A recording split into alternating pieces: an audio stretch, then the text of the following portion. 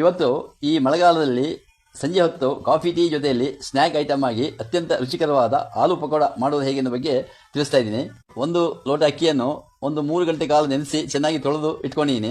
ಅದನ್ನು ಈ ಮಿಕ್ಸಿ ಜಾರಿಗೆ ಹಾಕೊಳ್ತಾ ಇದ್ದೀನಿ. 1/4 ಲೋಟ ಆಗುವಷ್ಟು ನೀರು ಹಾಕೊಳ್ತಾ ಇದ್ದೀನಿ. ನೋಡಿ, ನೈಸಾಗಿ ನಾನು ಮಿಕ್ಸಿ ಮಾಡ್ಕೊಂಡಿದ್ದೀನಿ. 3 ಆಲೂಗಡ್ಡೆಯನ್ನು ಚೆನ್ನಾಗಿ ತೊಳೆದು ಅದನ್ನು ಬೇಯಿಸಿ ಇಟ್ಕೊಂಡಿದ್ದೀನಿ. ಅದನ್ನು ಈ ಮಿಕ್ಸಿ ಜಾರಿಗೆ ಹಾಕೊಳ್ತಾ ಇದ್ದೀನಿ. ನೋಡಿ, ಈ ಆಲೂಗಡ್ಡೆ ನೋಡಿ ಈ ಥರ ನಾವು ನೈಸಾಗಿ ಮಿಕ್ಸಿ ಮಾಡ್ಕೊಂಡಿದ್ದೀವಿ. ಮಿಕ್ಸಿ ಮಾಡ್ಕೊಂಡು ಅಕ್ಕಿ ಹಿಟ್ಟು ಮತ್ತು ಈ ಆಲೂಗಡ್ಡೆಯನ್ನು ಚೆನ್ನಾಗಿ ಹೀಗೆ ನಾವು ಮಿಕ್ಸಿ ಮಾಡ್ಕೋಬೇಕು. ಅದನ್ನು ಒಂದು 4 ಚಮಚ ಕಡಲೆ ಹಿಟ್ಟು ಹಾಕೊಳ್ತಾ ಇದ್ದೀನಿ.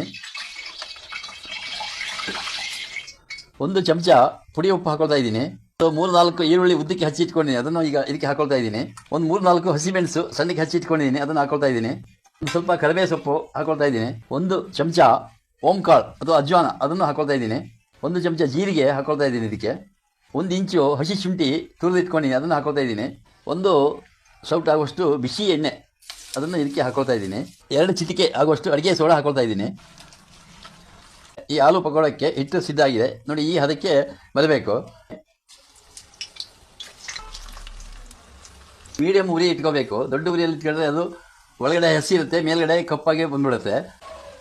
ವೀಕ್ಷಕರೇ, ಇದೀಗ ನೋಡಿ ಆಗಿದೆ. ನೋಡಿ ಎಷ್ಟು ಚೆನ್ನಾಗಿ ಕಲರ್ ಗೋಲ್ಡನ್ ಬ್ರೌನ್ ಕಲರ್ ಬಂದಿದೆ. ರುಚಿಕರವಾದ ಆಲೂ ಪಕೋಡ ಸಿದ್ಧವಾಗಿದೆ.